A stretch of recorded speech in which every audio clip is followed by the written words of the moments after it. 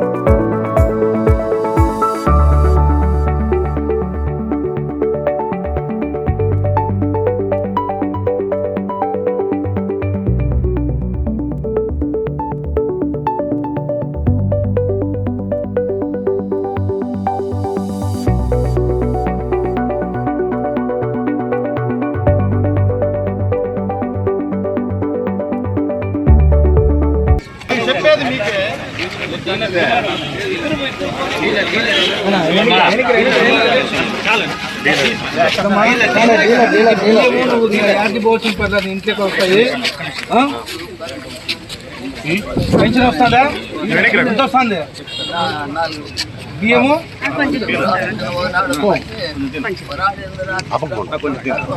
అట్లేం లేదు, నీ బియ్యం నీ ఇంటికాడికే వస్తాయి. నువ్వు పండ్ల కోసం కానీ ఇంకో దానికోసం లేదు. పట్టణంలోందరికి బీఆర్ఓతో ఎంఆర్ఓ గారు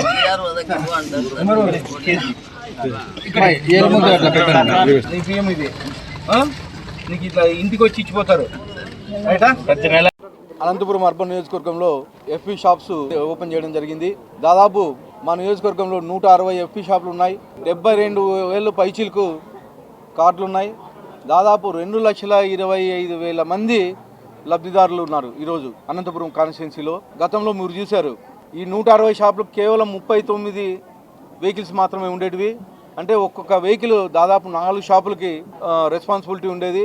ఎక్కడే కానీ అంటే ఒక్కొక్క వెహికల్ చోరు దగ్గర కేవలం 2 రోజులు మాత్రమే ఉండి డిస్ట్రిబ్యూట్ చేసేవారు. కానీ ఈరోజు 1వ తేదీ నుంచి 15వ తేదీ వరకు పొద్దున 8 గంటల నుంచి 12 గంటల వరకు, సాయంత్రం 4 గంటల నుంచి 8 గంటల వరకు ఎఫ్పి షాప్స్ ఓపెనింగ్ ఉంటాయి. అలాగే 65 ఏళ్ళు పైచీలకు ఉన్నోళ్ళకి, అలాగే ఫిజికల్ హ్యాండిక్యాప్డ్ వాళ్ళకి, ఎవరైతే ఈ బెడెడ్ వీళ్ళు ఎవరైతే ఉన్నారో వాళ్ళందరికీ మా స్టోర్ డీలర్లు వెళ్ళి ఇంటికి సరఫరా చేయడం జరుగుతుందని చెప్పి తెలియజేసుకున్నాం.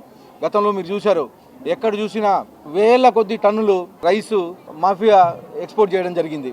గతంలో ప్రజలకు అందుకోకుండా కేవలం ప్రింట్స్ పెట్టేసి మొత్తం రైస్ అన్ని తీసుకెళ్ళి ఎక్స్పోర్ట్ చేయడం జరిగింది. వేల కోట్ల కుంభకోణం జరిగిందని చెప్పేసి కానీ తెలియజేస్తున్నాను.